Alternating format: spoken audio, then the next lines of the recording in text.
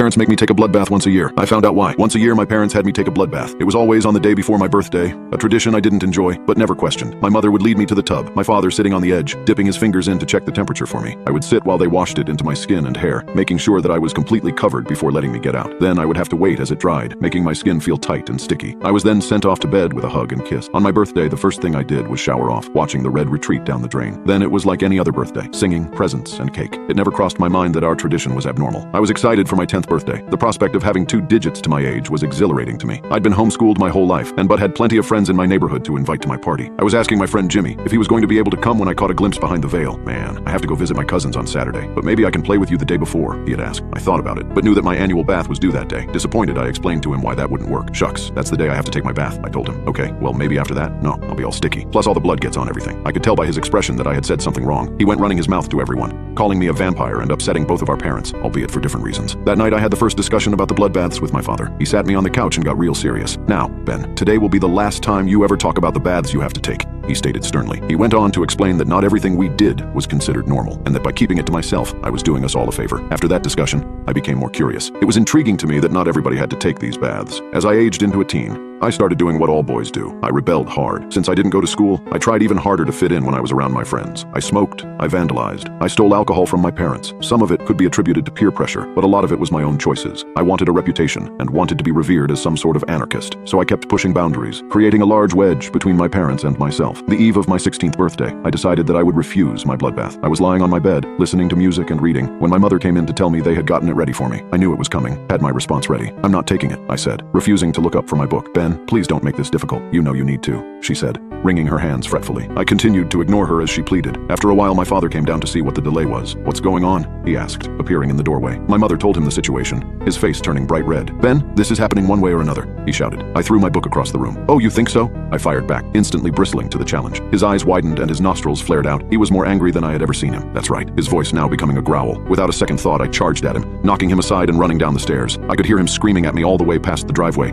begging me to return. I ran for a long time, finally running out of breath and resting near a city bus stop. I sat down for a few minutes, aware of a strange sensation at the ends of my fingers. They felt tingly for a bit, then they started to feel hot. Terrified, I watched as they began to blister, running up past my knuckles and cracking open the skin on their way upward. Howling in agony and shocked by what I was seeing, I fell to the ground and bawled my eyes out. There wasn't a soul around. My cries for help went unanswered as the skin kept on bubbling and cracking, making it all the way up to my elbows. Headlights appeared in front of my eyes. Though I was nearly blind with pain, I recognized my father's car. He leapt out, grabbing me under my armpits and pulling me into the vehicle. I kept screaming during the drive, showing him my disintegrating arms. We drove at a breakneck pace, my father cursing the whole time, his face white. He told me to hold on a little longer, but I didn't, that I would be okay soon. I expected him to take me to a hospital. When we pulled into our driveway, my entire arms and shoulders looked like raw hamburger meat, the skin blistering around my neck and down my sides. It was the most intense agony I had ever been in. When we pulled into our driveway, my entire arms and shoulders looked like raw hamburger meat, the skin blistering around my neck and down my sides. It was the most intense agony I had ever been in. My body went into shock. I vaguely recall being carried out of the vehicle,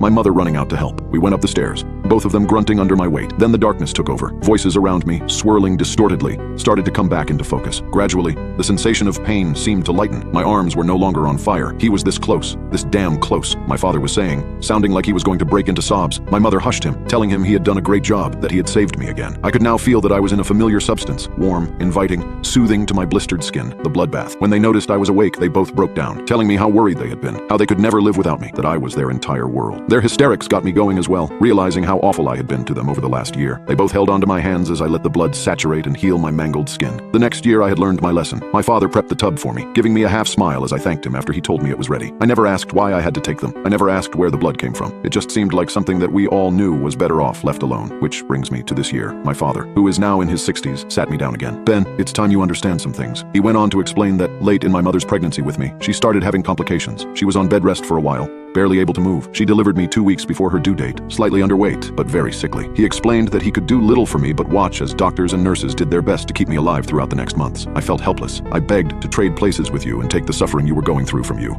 he told me, reaching forward and taking my hands. There was this man. I had seen him at the hospital often. He saw what we were going through, our family, and he offered me something, told me he knew a way to help keep you alive. I didn't want to hear it. I told him to leave me alone, but he persisted, claimed he was an angel of sorts. As you got sicker and sicker, closer to death's door, he kept telling me he could help. I shook my head. This was a lot to take in, all new information to me. My father continued, tears spilling from his eyes as he went on. My dad told me how he was desperate and how that they refused to lose me. So he gave in to the doctor. He smiled at him, told me he would save him. And just like that, you started to get better. I was shocked. The doctors even more so. We went home. You were healthy. It was a miracle. He wiped his eyes, leaned backward, trying to gather his thoughts, then looked at me. It was just before your first birthday when I saw the man again. It seemed like he had come out of thin air. He said the only way for you to stay alive was to give you your baths each year. I didn't believe him at first, but then we saw what was happening to you, to your skin. It was just like what happened when you were turning 16. Only then it was much slower. He spoke shakily. So I did what I had to do. I spilled the blood. I filled the tub. And I have done it each year since. I'm sorry, son. I wish things had gone differently. He finished. I leaned forward and embraced him, having no words for the situation. We stayed like that for a while. Eventually, he broke it off, facing me again. Ben, there's something else. You know that I'm getting older. The time will come, maybe sooner than we think, that I won't be around anymore. He bit his lip, holding in his emotion. Ben, when that happens, you'll have to start filling the tub up yourself.